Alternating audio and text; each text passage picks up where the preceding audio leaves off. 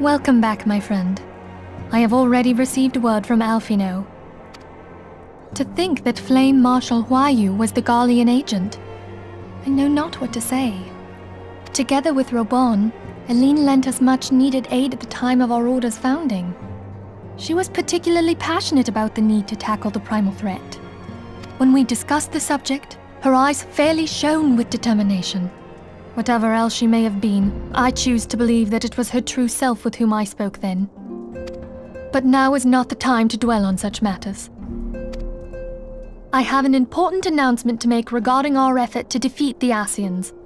We shall begin as soon as everyone is assembled.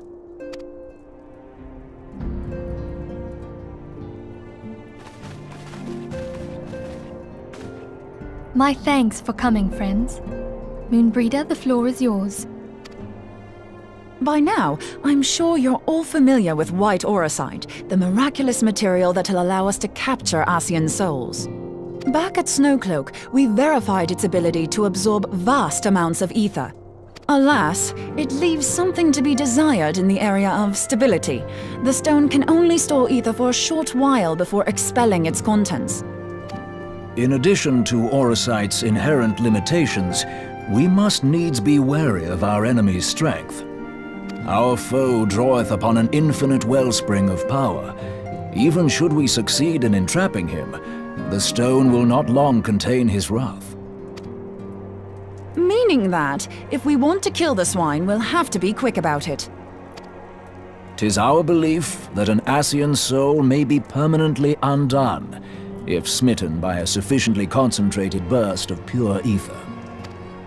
The only trouble is, we can't say for sure how concentrated the burst needs to be.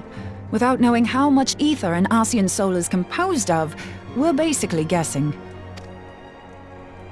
Our sole clue lieth in thy struggle with La Habrea. During that encounter, Heidelin bid you forge what she called a Blade of Light, a weapon which took the form of a luminous stream of energy. Based on your description, we believe the blade with which you vanquished your foe was composed of ether. Admittedly, your victory proved ephemeral, as La Habrea was able to use a crystal of darkness to flee into the space that lies between our world and the void. The fact remains, however, that Heidelin placed the means to destroy the Ascians in your hands. Be that as it may, it would be unwise to assume that she will do the same when we next encounter such a foe. Quite so, my lady. We must needs find the means to forge our own blade of ether, one to equal that which Heidelin did benevolently bestow upon her champion. That is all well and good, but it seems to me that producing such a blade will require a prodigious quantity of ether. Whence will it come, pray tell? What if we had 2 pieces of white auracite? One to trap the Ascian, and the other to store the ether for the blade. Oh, nice try. But it's as I said, the stone won't hold ether for any length of time. We'd still need to collect the stuff there and then, sorry to say. And therein lies the rub. Finding a way to create the blade whenever and wherever we choose. 'Twould seem more research is in order. I'm going to linger a while, perform a few more tests on the auracite. And I could do with some help. Urianger, why don't you lend me a hand? Mine apologies, but I am required at the Waking Sands. Lady Minfilia hath given me sole charge of the premises. 'Twould be unseemly to leave them unattended. Sole charge, you say? So you're basically alone there, then? Well, that settles it. I'll just have to come to you.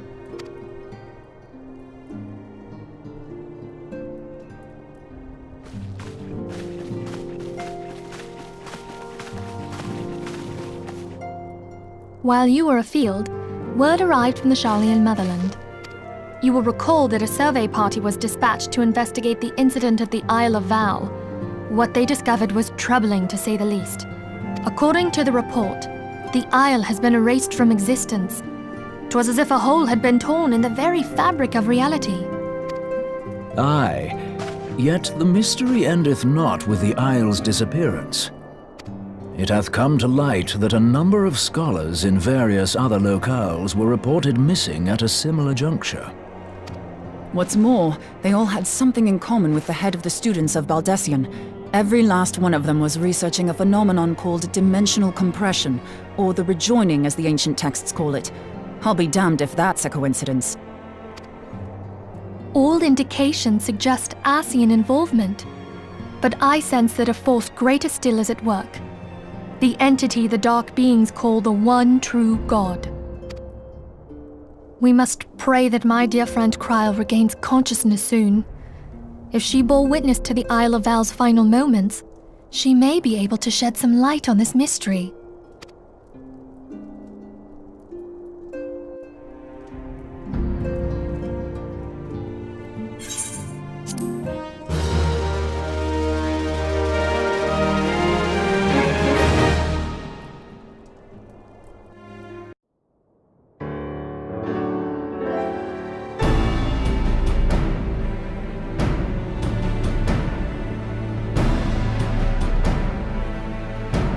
Following the calamity, the forces of the 14th Imperial Legion entrenched themselves in strategic locations across Eorzea.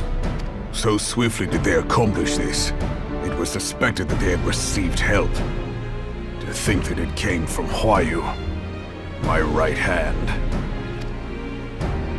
There is more. We have reason to believe that Huayu didn't deal exclusively with the 14th. She also answered to a higher authority in Garlemald. But this higher authority could not have been the Emperor. By consenting to the Media Project, Solus Zos Galvus showed himself to be more concerned about preventing the spread of primal influence than claiming Eorzea for the Empire. He would happily have seen the lot reduced to ash. We believe a number of high-ranking figures within the royal household were against the decision, but that they knew better than to oppose the Emperor openly.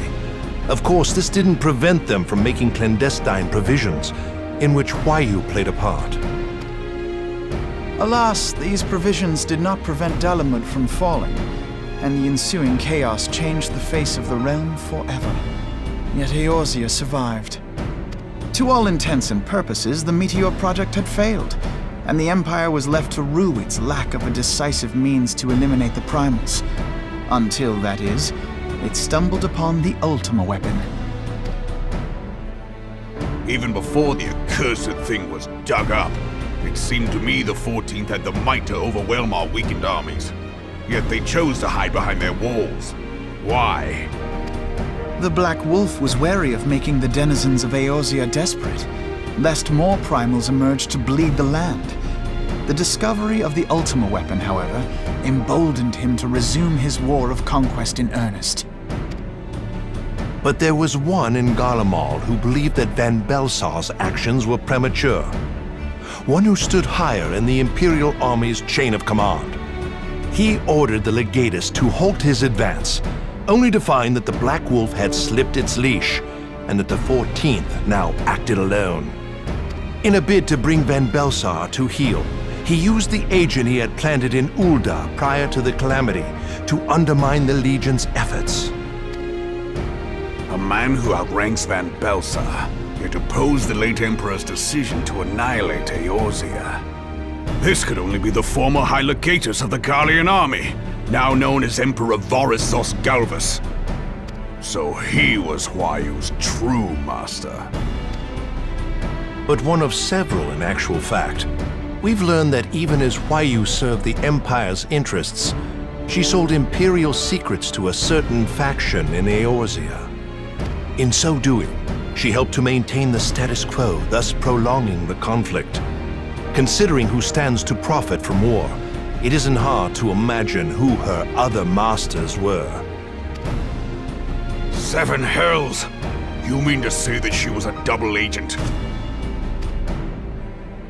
Triple, if you consider her services to Van Belsar and the new Emperor as separate. As neatly as these pieces seem to fit, one aspect of the puzzle remains unclear to me. By whose will was the Marshal feeding intelligence to the heretics? Try as I might, I fail to see how aiding their cause would profit either her Imperial or Monetarist masters. Could it be that another hand is at work here? If so, Huayu must be made to reveal whose it is.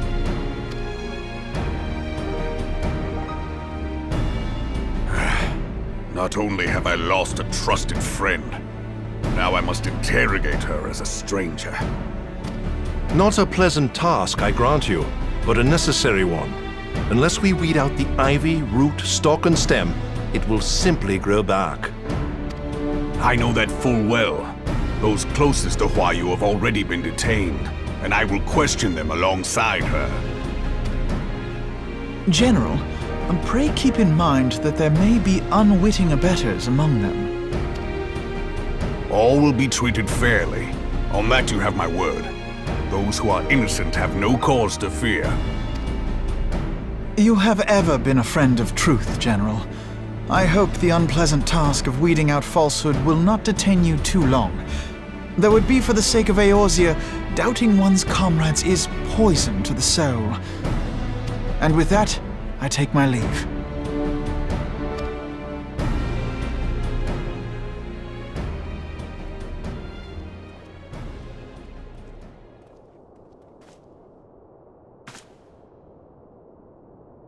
All these years, I've been made to dance to their tune. How could you, Huayu? How could you side with them? Those cankers who take from this land and give naught in return, who use their power to disempower and grow fat while the people starve. I know you can hear me, monetarist scum! Your crimes will not go unpunished! Today I will purge this land of your sickness! Before the eyes of the 12, I swear it!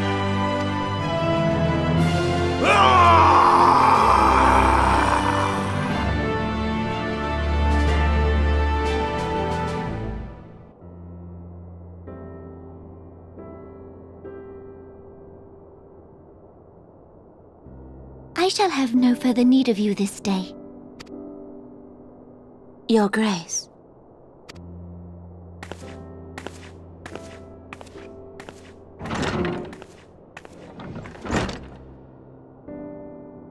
I fear that not even mine own chambers shall remain private for long. Has the situation grown so grim?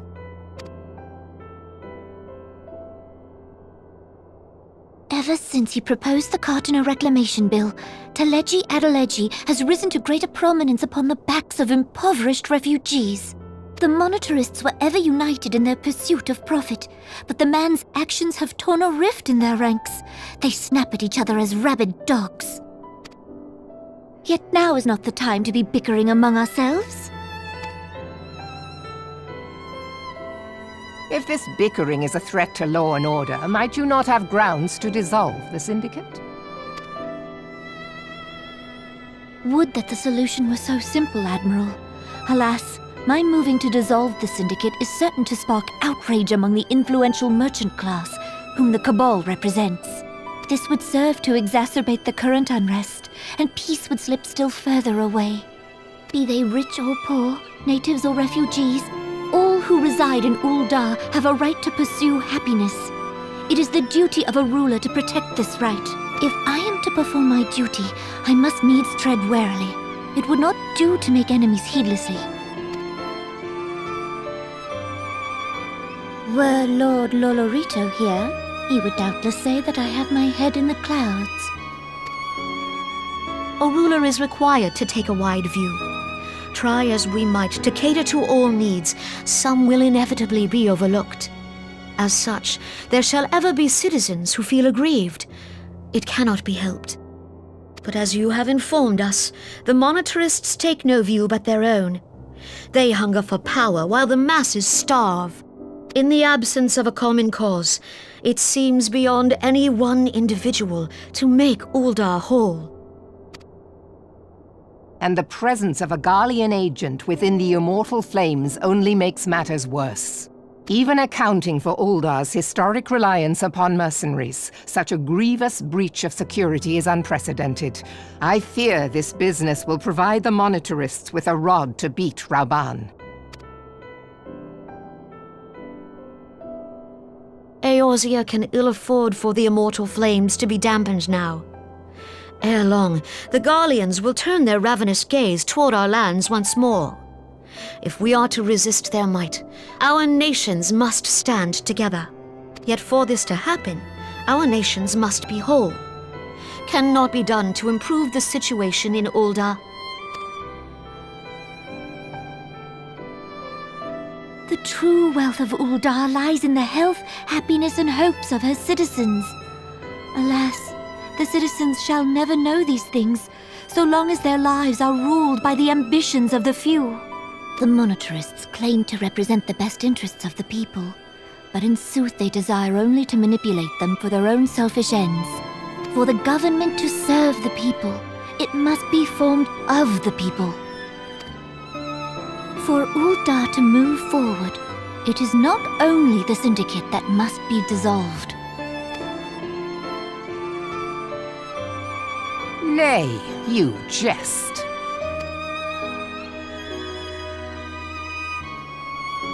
My friends, it was for no other reason than to make known to you mine intent that I requested your presence here. When I make my declaration to the people, chaos shall inevitably ensue. As the last monarch in the line of Ul, I make unto you this request. Help Rauban to preserve order and protect the people. Forsake them, and you forsake yourselves, for a strong Eorzea will ever have need of a strong Ulda.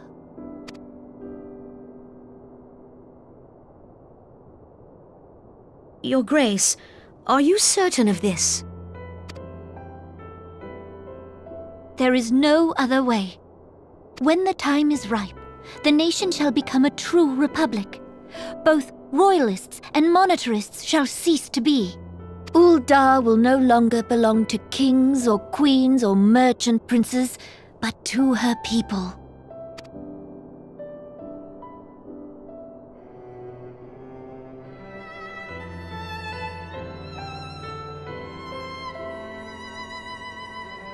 Rauban, forgive me for casting aside all that you have toiled for in my name.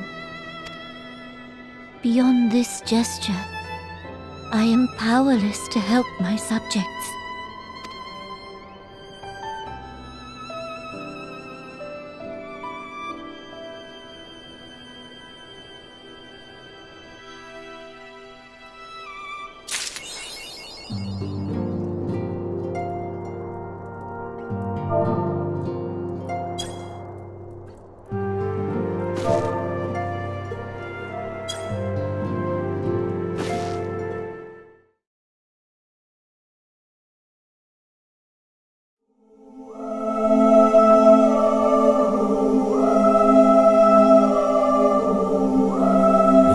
Sky doth burn full bright upon the Wormlord's call. The red behemoth beckoneth, and flame consumeth all.